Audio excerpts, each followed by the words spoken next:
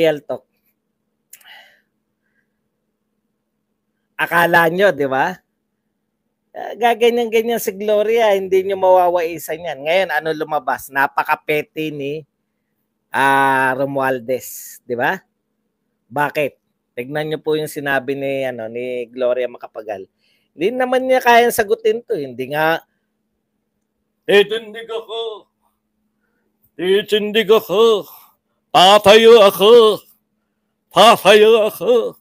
Titindig ako. Hindi ako makatayo na maayos. Okay, wala pong COA yun.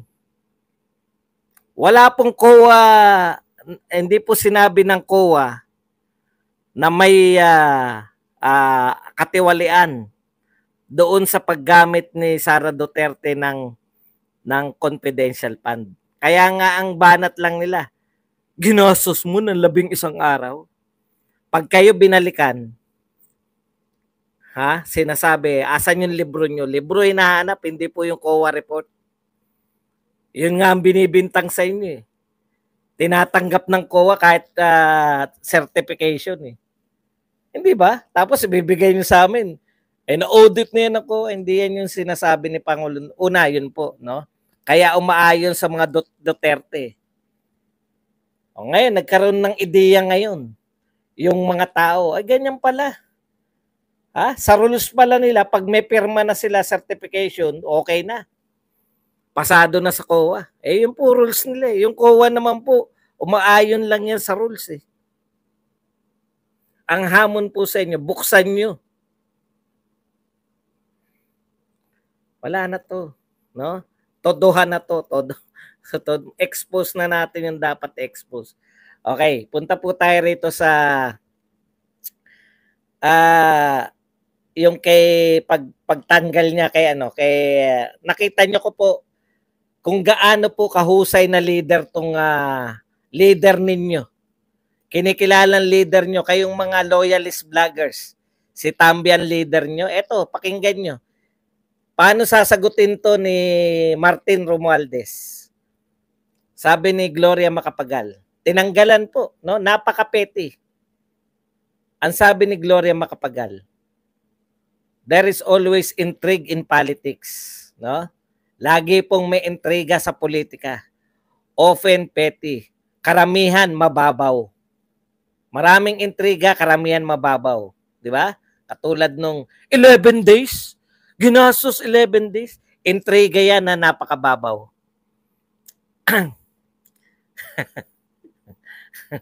Mamaya na pag may 1,000 na, tsaka mo dayuin doon, Caitlyn. Sabihin mo pag 1,000 na tayo. Okay. If some intriguers were able to convince Speaker Romualdez, kung ang mga intrigero ay nakumbinsi si Speaker Romualdez of the falsehood that I do not support his leadership in the House, kung ang mga intrigero ay napaniwala si Speaker Romualdez ng mga kasinungalingan na hindi ko na siya sinusuportahan, then there is nothing I can do. Wala na akong magagawa. But even as an ordinary congressman, pero kahit ako po ay maliit na congressman, I will remain true to my word to President Marcos Jr. Ano po yung word na yun na sinasabi ni Gloria Macapagal Arroyo? Susuportahan niya yung gustong maging speaker ni Pangulong Bongbong Marcos. Nakita nyo? Ayan. Paano sasagutin yan? Ang sinasabi ni Gloria Macapagal, ang tanging dahilan, kaya ako tinanggal.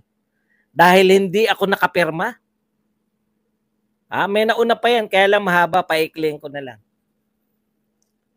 Kaya niya ako tinanggal bilang deputy speaker dahil hindi ako nakapirma sa resolution 1414.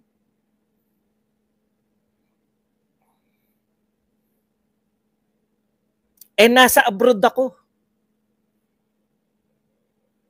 Tapos tinuloy niya to. Lagi pong may intriga sa politika. Sanay din sa politika to. Tatay nito, presidente. At karamihan sa intriga ay mabababaw. Di ba? Pero kung naniwala si Martin Romualdez sa mga intrigador, wala na akong magagawa. Wala akong magagawa. Pero maglilingkod pa rin ako bilang maliit na congressman. Pangkaraniwang congressman. Pangkaraniwang congressman. Ayan. At ako po ay magiging totoo sa aking pinangako kay Pangulong Marcos. Paano mo sasagutin yan, Tambi? Inaakusahan ka ng pasimple na ikaw ay uto-uto. Hindi po ba? Anong klaseng leadership yan? Parang sinasabi ni Gloria Macapagal, dahil hindi ako nakapirma. Kahit saan naman ako, pwede nyo akong papirmahin. Meron naman akong isang tawag lang ako, pwede. Tama po yung katwiran ni Gloria di ba? Isang tawag lang kahit nasan siya. Kung pirma lang, pipirma siya. Willing siyang pumirma. Willing nga ba? Pero wala na tayong pakialam dun. Ang ginagawa ni Gloria, ine-expose niya itong si Tambi kung anong uri ng leadership. Ang ibig sabihin niya, napakababaw. Nagpapadala sa mga intrigador. Maraming intrigador. Nakita nyo naman, tuwan-tuwa si Tignan nyo po ang nagdadala ng usapin sa Kongreso, di nyo po ba napapansin? Yung mga minority. Franz Castro, nadala niya sa kagustuhan niya yung buong Kongreso. Sasama na ngayon yung mga senador. Tatanggalan si BP Sara ng confidential fund. Yung nagdala, yung nagkabuhol-buhol to si Sandro, tsaka yung may drama pa na mag-re-resign yung isa, yung taga Pampanga rin. Sino naman po nagdala ng usapan na yun? Correct, si Lagman. Minority din po. Ang question, bakit yung mga minority ang nasusunod sa Kongreso? Bakit hindi yung super majority? Bakit yung minority kayo sumusunod? Ine-expose ka ni Gloria Macapagal. Hindi lang ako nakapirma, hindi nyo ako hinanap. Di ba? Totoo naman pwedeng katwiran niya lang yan, pero totoo yun. Walang nag-reach out sa kanya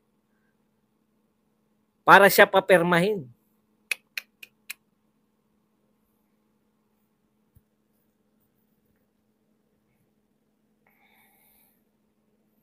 Okay.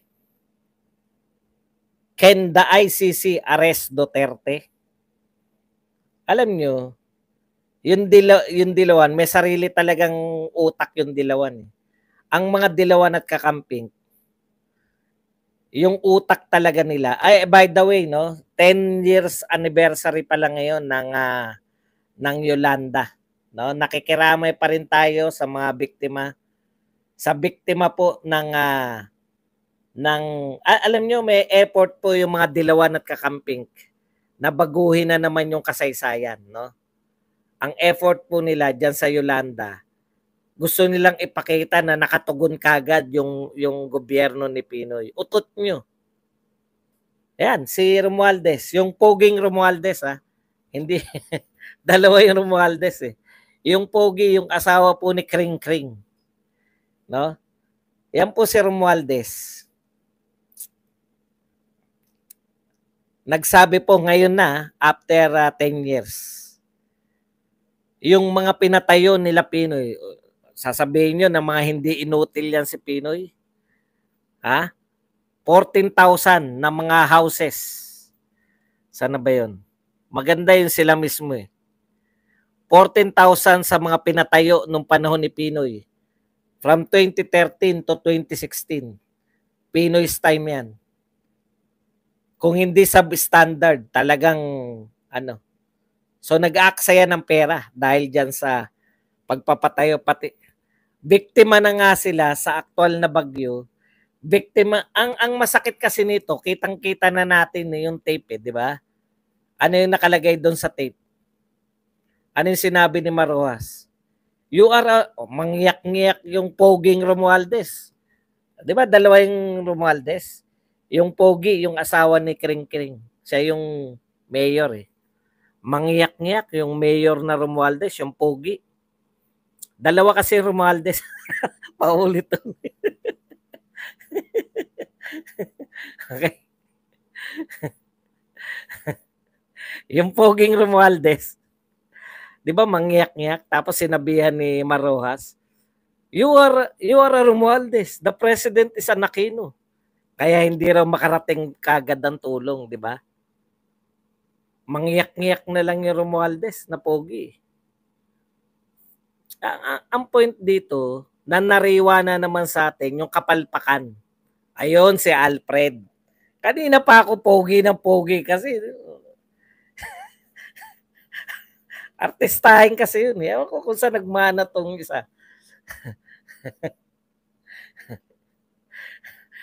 Nananariwa po sa atin yung kapalpakan ng Aquino. Kaya wag kayong promote na magaling nung panahon ni Pinoy, na sira ang bansa nung panahon ni Duterte. Kalokohan po yan.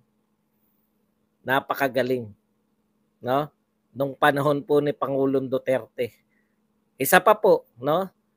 Walang vlogger na ako niyan eh.